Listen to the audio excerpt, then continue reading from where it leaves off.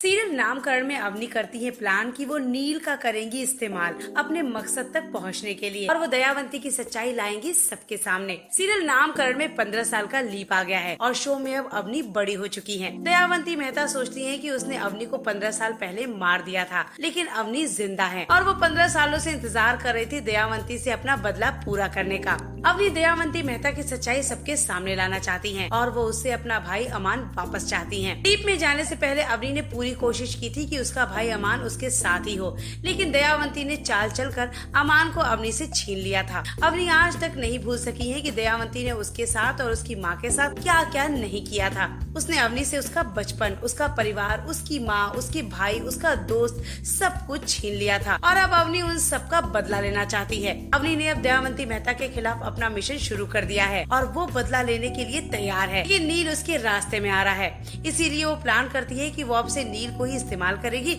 अपने मिशन में कामयाब होने के लिए। वो नील को फंसाकर उसे यूज करेगी दयावंती मेहता के खिलाफ। अब देखते हैं कि दयावंती मेहता के खिलाफ इस जंग में अवनी को कब कामयाबी मिलती है। मेरे शो से जुड़ी सारी अपडेट्स जानने के लिए प्लीज सब्सक्राइब। सीरियल नामकरण में अवनी करती है प्लान कि वो नील का करेंगी इस्तेमाल अपने मकसद तक पहुंचने के लिए और वो दयावंती की सच्चाई लाएंगी सबके सामने। सीरियल नामकरण में 15 साल का लीप आ गया है और शो में अब अवनी बड़ी हो चुकी है। दयावंती मेहता सोचती है कि उसने अवनी को 15 साल पहले मार दिया था, लेकिन अवनी जिंदा है और वो 15 सालों से इंतजार कर रही थी दयावंती से अपना बदला पूरा करने का।